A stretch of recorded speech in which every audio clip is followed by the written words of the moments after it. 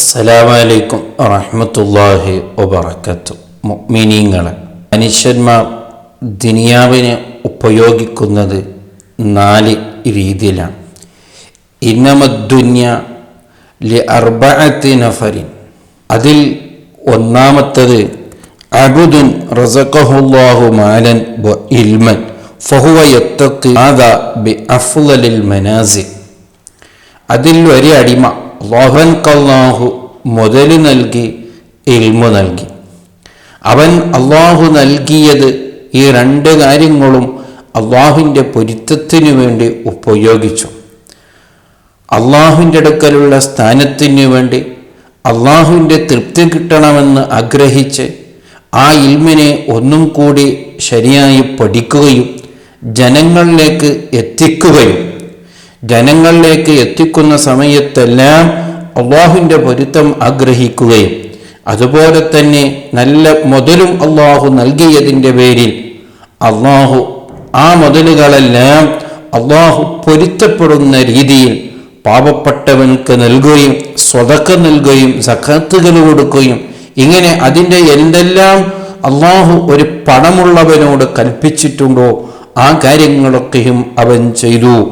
അത് ചെയ്തതിൻ്റെ പേരിൽ അവൻ അല്ലാഹു വലിയ സ്ഥാനത്തിലേക്ക് എത്തിക്കുകയാണ്. അവനാണ് ഈ 4 കൂട്ടരിൽ ഏറ്റവും വലിയ സ്ഥാനമുള്ളവൻ എന്ന് നമ്മെ പഠിപ്പിക്കുകയാണ്. അതിൽ രണ്ടാമത്തെ ഒരാള് അബ്ദുൻ റസഖഹുല്ലാഹു ഇൽമൻ വലം യർസുഖുഹു മാലൻ. അവൻക്കല്ലാഹു ഇൽമു കൊടുത്തു, പക്ഷേ മുതല് കൊടുത്തില്ല.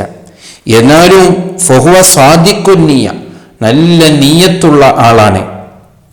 ഇൽമ നല്ല നിലക്ക് പഠിക്കുകയും പ്രചരിപ്പിക്കുകയും എന്നിട്ടോ അവൻ ഇങ്ങനെ കൊതിക്കുകയാണ്, എനിക്കും നല്ല മുതലുകളൊക്കെ ഉണ്ടായിരുന്നുവെങ്കിൽ ഞാൻ പാവപ്പെട്ടവരെ സഹിക്കുമായിരുന്നല്ലോ, പാവപ്പെട്ടവർക്ക് അത് വേണ്ടതുപോലെ ഞാൻ കൊടുക്കുമായിരുന്നു എന്ന് നല്ല നീയത്ത് ഉള്ളതിൻ്റെ പേരിൽ ഫഅജ്റുഹുമാ സവാഉ.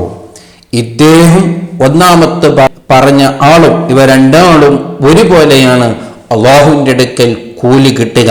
കാരണം ഇദ്ദേഹത്തിൻ്റെ ഇൽമു കൊണ്ട് വേണ്ടതുപോലെ അള്ളാഹു പൊരുത്തപ്പെട്ടതുപോലെ അയാൾ അമല് ചെയ്യുകയും മുതലുകൊണ്ട് അദ്ദേഹം നേരത്തെ ചെയ്തതുപോലെ ചെയ്യാത്തത് ഇദ്ദേഹത്തിൻ്റെ കയ്യിൽ ഇല്ലാത്തതുകൊണ്ടാണ്.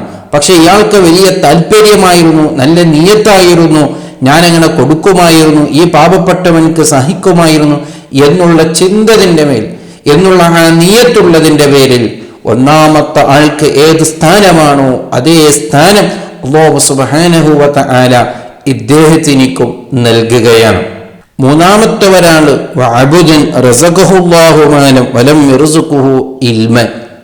അദ്ദേഹത്തിന് അല്ലാഹു മുതൽ കൊടുത്തു, ഇൽമു കൊടുത്തില്ല, വിവരം കൊടുത്തില്ല. അതിൻ്റെ മേലിൽ അദ്ദേഹം ആ മുതലുകൊണ്ട് അള്ളാഹു പൊരുത്തപ്പെടാത്തതെല്ലാം ഇവിടെ ചെയ്തു. അള്ളാഹുവിനെ ധിക്കരിച്ചുകൊണ്ട് ആ മുതലുകൊണ്ട് ധാരാളം തിന്മകൾ ചെയ്തുകൂട്ടി. ആ അദ്ദേഹത്തിനെ കുറിച്ച് പറയുകയാണ്, ഫഹുവ ബി അഖ്ബസിൽ മനാസിൽ.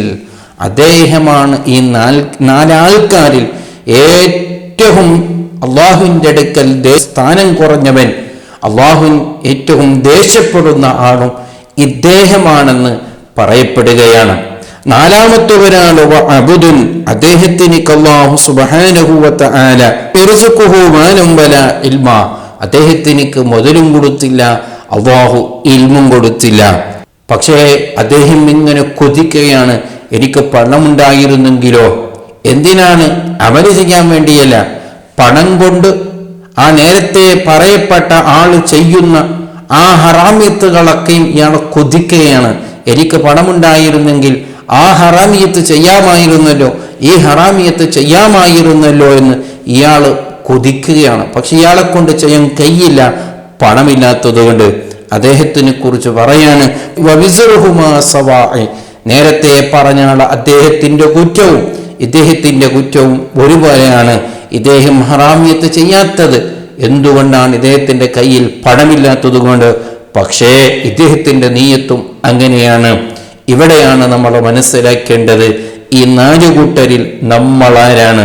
അല്ലാഹുവിന്റെ അടുക്കൽ പൊരുത്തം കിട്ടാൻ ആഗ്രഹിക്കുന്നവരാണോ, പൊരുത്തം കിട്ടാൻ സാധ്യതയുണ്ടോ എന്ന് നാം നമ്മളോട് തന്നെ ചോദിക്കേണ്ട ഒരു വിഷയമാണ്.